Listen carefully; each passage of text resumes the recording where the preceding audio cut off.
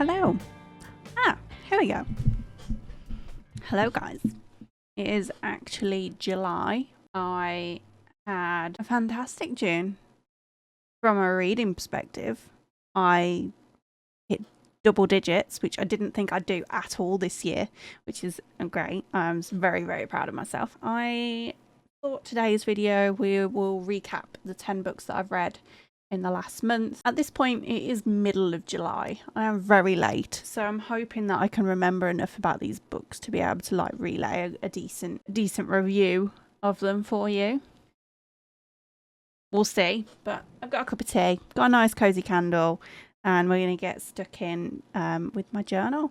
Of course, first things first is my trusty bookshelf. So I begin by colouring in a book for every book that I read that month.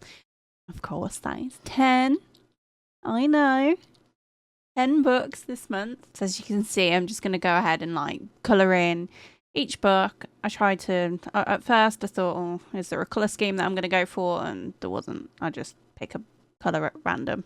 I could have done it for the colour to match the book, but it's a bit late now.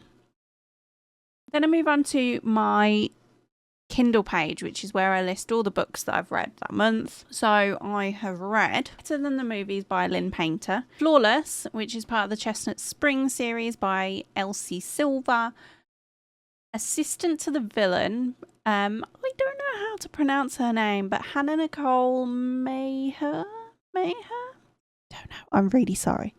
The Tattooist of Auschwitz by Heather Morris, Powerless by Lauren Roberts, The Naturals by Jennifer Lynn Barnes, As Long as the Lemon Tree Grows by Zoufla Katouh. Oh, I really should have looked this up. I'm really sorry I didn't. I'm just not very good with names or pronunciation. See, this is what I mean. Pronunciations. Horseman by Christina Henry. Love Redesigned by Lauren Asher. I clearly loved reading books by authors of the same name this month. The Thursday Murder Club by Richard Osman. My stats for the month of June. I like to kind of do a bit of an overall summary. I'm a bit of a stat nerd. I like analysing that kind of thing. Did I mention I did 10 books this month? I don't know whether I did, but I'm going to mention it again. The 10 books totaled 3,975 pages, which worked out of an average of 397.5, which I thought was quite good, really, because all the books are it kind of averages them out to nearly 400 pages a book, which isn't like a short book. For them all 10 books to be averaging around 400 pages, I think that was pretty good going. And if I'd have thrown in a couple of shorter books, I probably could have smashed the 2-digit goal. As you can probably see, I had a bit of a successful Sunday, shall we say, seeing as I nearly every Sunday of the month I completed a book, with the last Sunday of the month being 2 books. Mainly because I did complete an audiobook. However, I think I really desperately wanted to get to 2 digits, so I just tried to cram in the audiobook and an extra book, like an extra Kindle book, on the same day to make it to the double digits. So, narrowing down my book award for June, I want to say that it wasn't difficult. But I suppose it was, because there was some good contenders in for June. However, this one book stood out as the book that I could imagine myself remembering at the end of the year. And I think it's a real contender for like book of the year. I just think it is. And that book is As Long as the Lemon Tree Grows. So I have taken it straight through to the semi-final. Yes, the semi-final. I'm not sure. It is quarterfinal, semi-final. I don't know.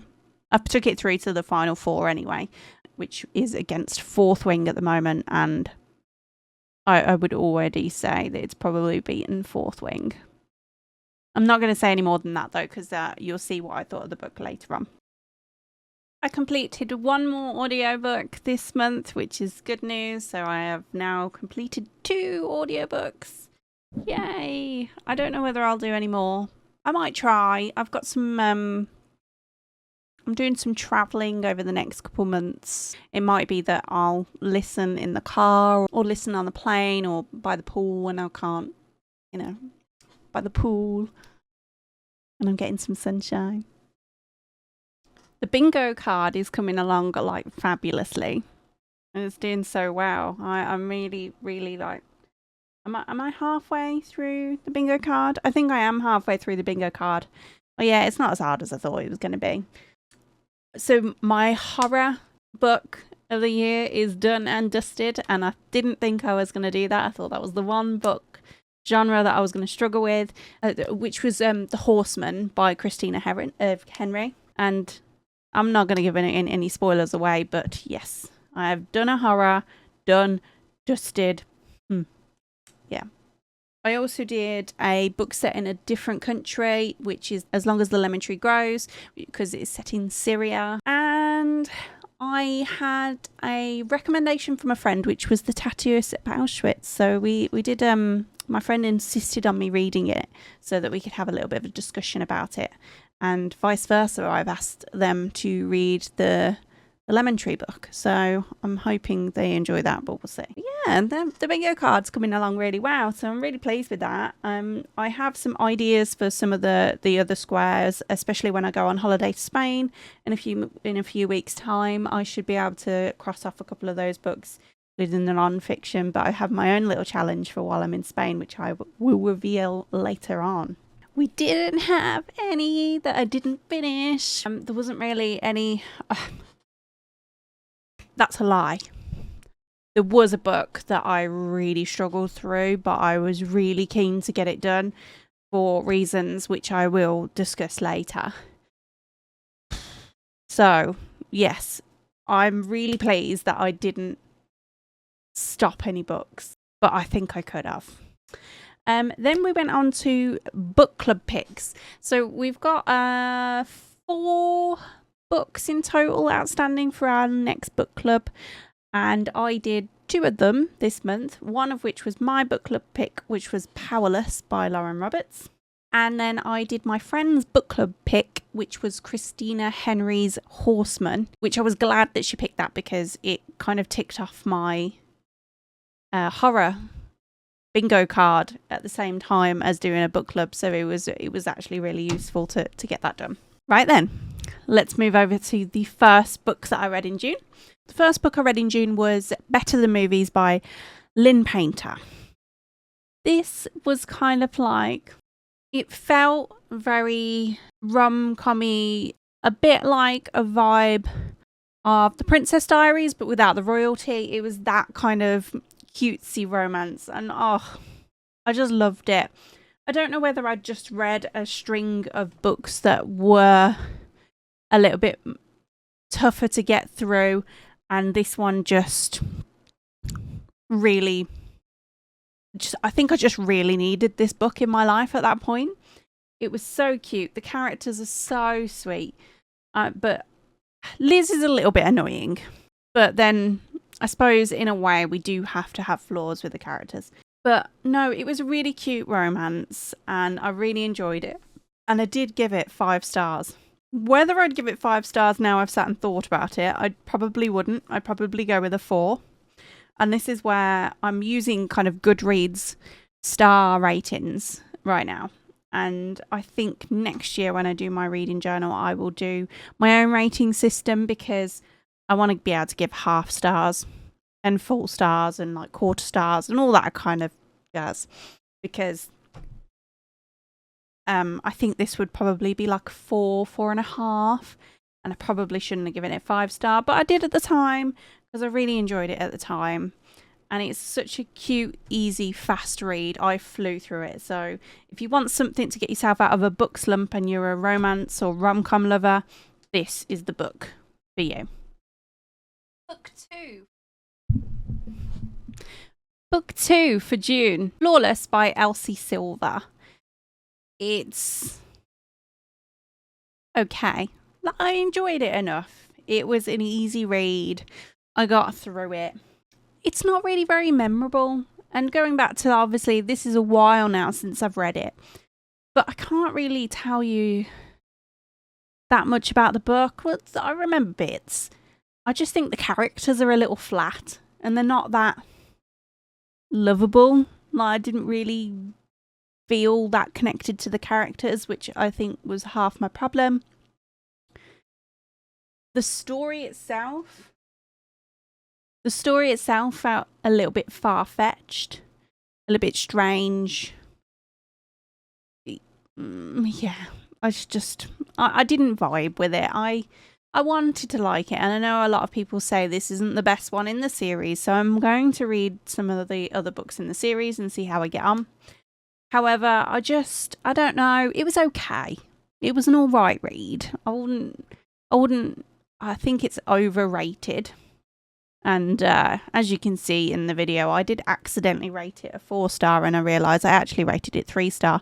And even then, like, if we're looking at like a half-star rating, like I mentioned earlier, I would probably give it 2.5. I don't think it's anything brilliant, anything great. I don't think it's going to stick with me that much. But yeah, it's okay. It's a nice country romance. It was all right. So yeah, nothing special. I have never loved a character's sense of humour more than I loved Evie's sense of humour in Assistant to the Villain. I think she's brilliant. Hannah Nicole, whatever, however you pronounce her surname. I'm really sorry. Is such a brilliant writer of character. The plot was a little bit slow to begin with. I didn't really know where it was going for the good 40% of the book. But honestly, the characters just kept me going. She is got such a dry, funny sense of humour. And I actually found myself laughing out loud to this book, which doesn't happen very often. I make myself sound like a miserable cow, but you know, I'm not. But I don't know. I just loved the characters in this book. The characters made it, and the plot did really pick up later on. The second half of the book was much more going on, a lot of action, and the ending really surprised me. I don't think it was a jaw dropping, but I didn't predict it. So I definitely want to carry on with this series. I will pick it up as soon as possible.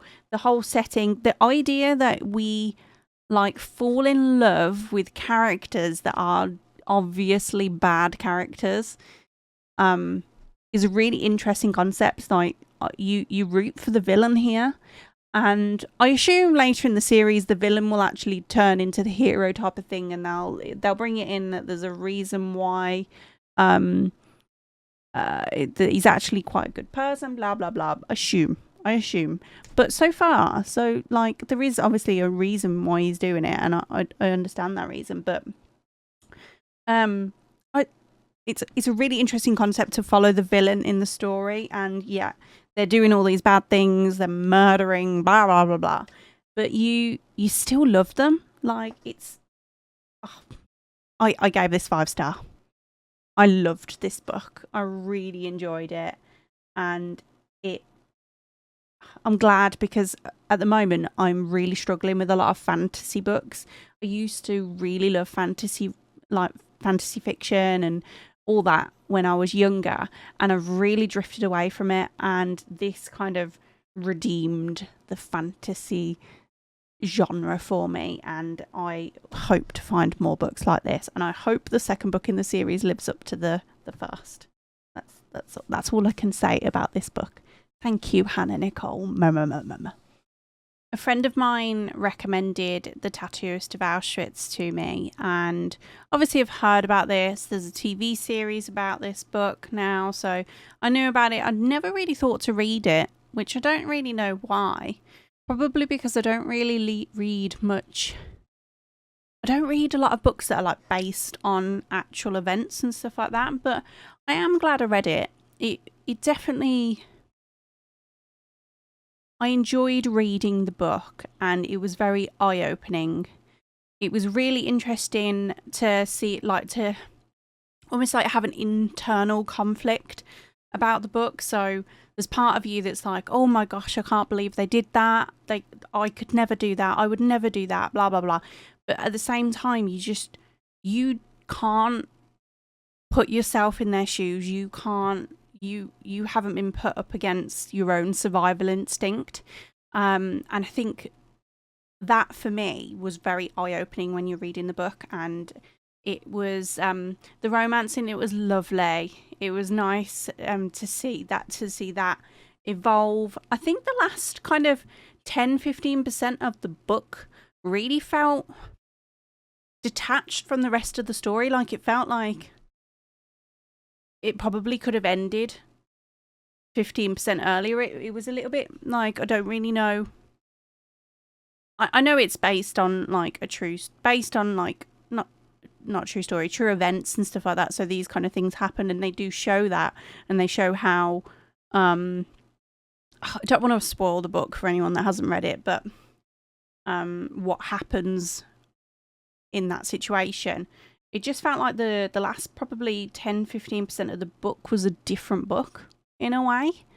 So yeah, I gave it 4 stars. I don't know why I gave it 4 stars. It's a really hard one to rate because educational purposes, and I am glad I read it. Did I struggle to read it?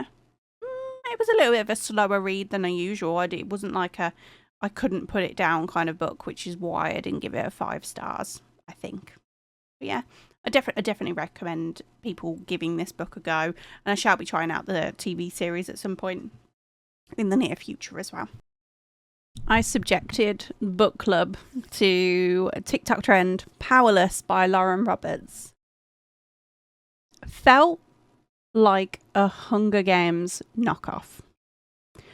Now I'm saying that, and I don't mean that in a necessarily bad way. I just felt like I was reading a copycat of the Hunger Games, and I did enjoy it. I am really looking forward to reading Reckless, which I already own in preparation once I've read the books on my TBR for this month. It kind of ended exactly how I thought it was going to end. It was very predictable. I am intrigued by how book 2 will be, because the way book 1 ended, book 2 can't be like a copycat of the Hunger Games, which is good because I want to see the originality. I really liked the characters. I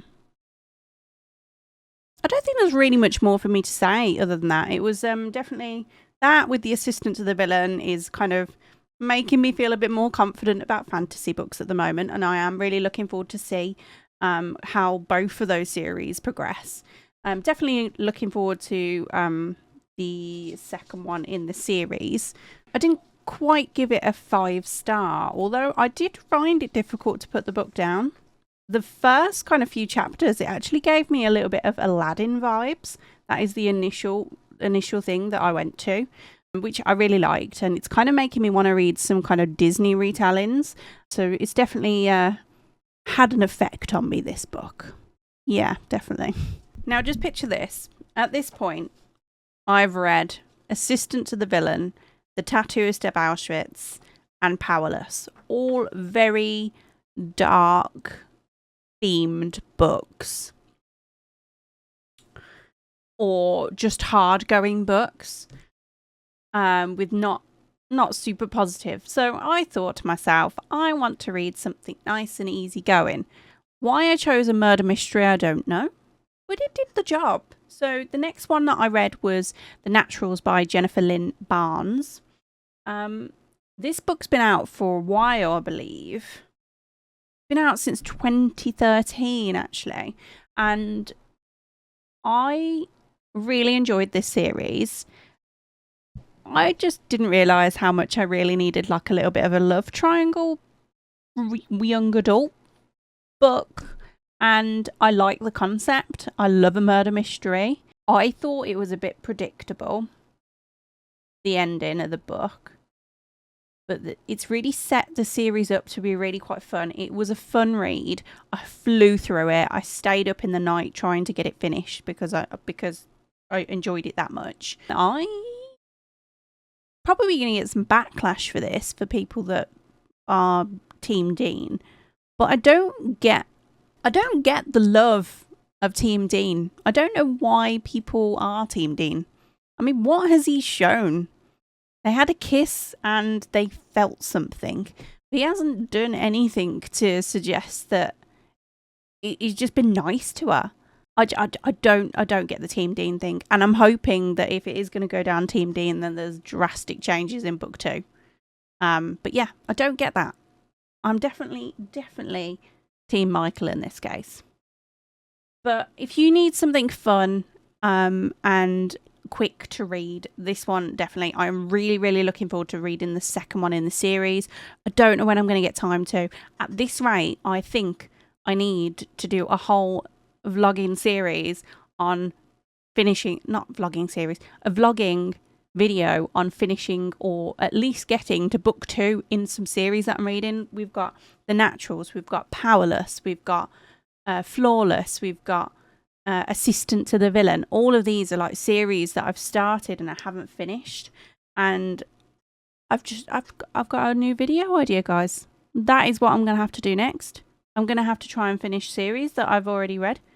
I don't know when I'm gonna do that because my TBR for this month is literally blowing out of the water. But I feel like I need to sit down and finish some of these book series that I'm reading. Yeah, I don't know when I'm gonna do that. We'll make a start. Anyway, really enjoyed the book. Gave it a 4-star, probably a 4.5 if I really thought about it, because it's just such a fun read. I am intrigued to find out the mystery that is going to be the overarching mystery in this story. If you've read it, you will know what I mean. So I am intrigued to find out about that. But yeah, highly recommend the book. Then we move on to my potential book of the year. As Long as the Lemon Tree Grows was such a beautiful book to read and so educational. I didn't know any of... I knew what the news told me about the conflict in Syria and things like that, but I did not know half of the things that were going on over there, and it was such an emotional read, and the way that the author in this book portrays kind of mental health is absolutely like spot on. It's brilliant. It really makes you feel for the main character. The romance in it was so cute and believable, and even though realistically it's quite a fast-paced romance because the book is based over several months, and really like romances like this probably don't happen that quick, but when you're put in a situation that they are in a war-torn country, like you have to act on you have to act on these things. And I don't know, I just love this book. I really loved it, and I was so shook when I got to chapter 29. If you've read the book, chapter 29 broke me. It was such a twist to the story, and it was so emotional, but such a brilliant thing for her to add into the story. Gave it a 5-star. It's written as historical fiction on Goodreads, and I suppose it is historical because it's set in the past, but not that far in the past. But I think I'm going to be thinking about this book for years to come, and I recommend it to anybody that that wants to read something that is based on true events. I don't know what's going to top it for Book of the Year this year, and I'll be intrigued, and I'm very excited if there is something that will top this book. My other book club pick next to Powerless was Christina Henry's Horseman. This is a retelling of the Headless Horseman of Sleepy Hollow, or whatever it's called. This is the first and probably only horror that I'll read this year. I struggled through this book and I wanted to read it and finish it because I knew it wasn't a long book and it was a book club pick. So I felt like for my friend's sake, I needed to persevere and try it. And I wanted to really like it. I didn't like the characters. The story was okay. I felt like the big reveal at the end was about somebody that you just didn't know about until quite far into the book. And I'm sorry if that spoils the book for you, but I didn't feel attached.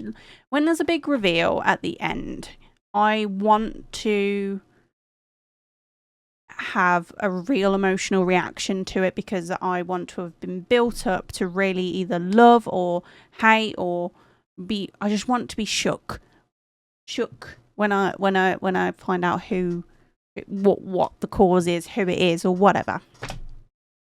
I didn't get that with this book because you don't really know that much about the character, really. Characters were just, the main character was just felt really selfish and immature, and I get it, they're young. They are, that is the concept of the story, but I just didn't really get on with this book at all, and I rated it 2-star, and there's part of me that thinks I rated it 2-star because I feel bad rating a horror book 1-star because I know going into a horror book that I'm probably not going to like it, and it feels unfair to rate something you know you're not going to like really low. I don't know if that makes sense to anybody, but I know that I'm likely to not like a horror book. So to go in, read it, and then put that author as a 1-star felt really unfair. So I've rated it 2-star, but really, I kind of wished I did not finish it. And that's the one that I did not want to finish.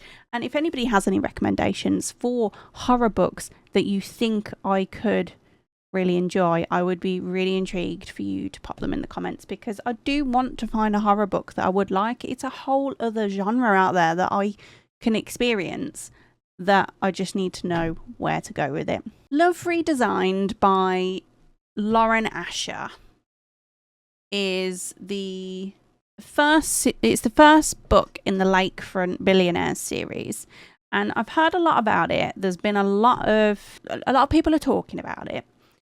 There's a lot of love for it, apparently. Now, I believe in fact, pause one moment. I'm going to check this. Lauren Asher wrote another TV series, another book series, The Dreamland Billionaires. I read the first one in the series, and I don't think I finished it. I just don't know whether Lauren Asher books are really truly for me. I don't know if this is going to be another one like Flawless, where the second one in the series is better. I would be interested to see what you guys think if you have read the series, because I want to know whether it's worth me continuing this series. As yet again, it is another series I have started and not finished. And it's starting to irritate me now because it's getting a lot of books backed up that I need to read or series that I need to finish. The characters were boring. I just don't think they spent half the book pranking each other, and it just felt like those pranks were filler to make the book longer. I don't know. I didn't particularly like it. I don't even know why I rated it 3-star. I would probably look back and rate it maybe 2.5. I read it quickly enough. It definitely was needed after another 2 books with more of a not darker, like more of a emotional background, or like obviously horror. So I needed something a little bit lovey-dovey, soppy, blah blah blah. And I don't know why I gave it 3-star. I don't think it deserved the 3 stars after this rate. After thinking about it. So yeah, if you like a romance and you like Lauren Asher books, great. I have not found a Lauren Asher book so far that I've been really into. The last book in my June reads was actually the only book of the month that I listened to on audiobook. And I would listen to this on my commute to work and commute back. And I really didn't think wasn't sure how I was going to feel about the book. The book and the synopsis is around a murder mystery that happens near a retirement village.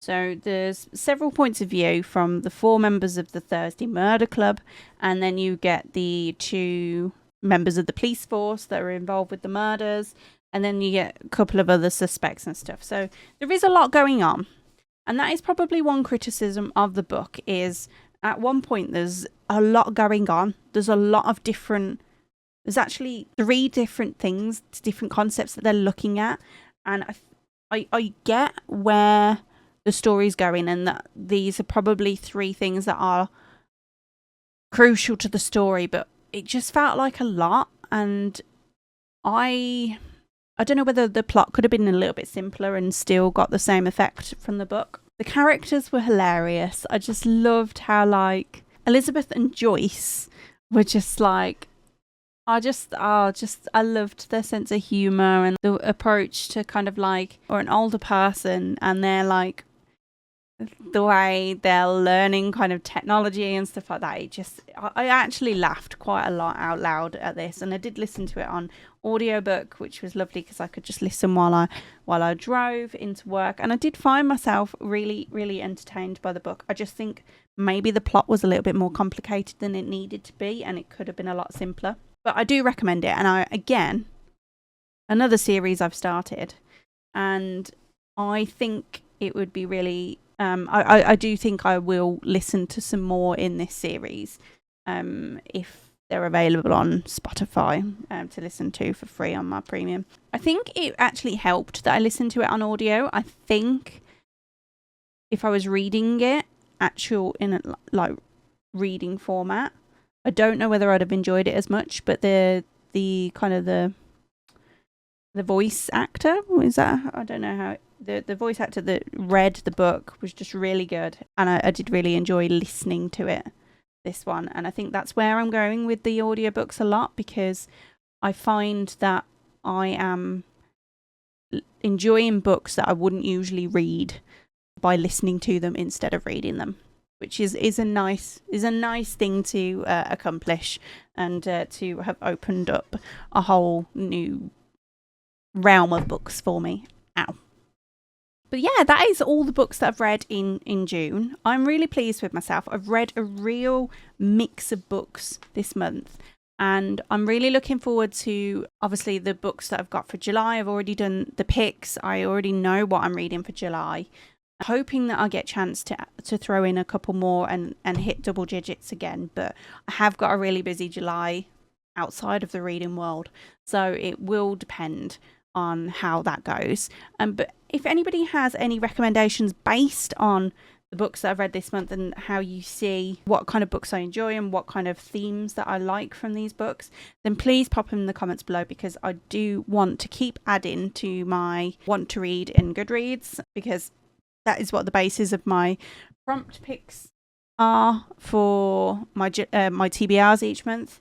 Although I really think I'm going to have to do a TBR where I finish some series. So maybe in August or September, I scrap the prompts for the month and I do a whole month where I'm finishing series.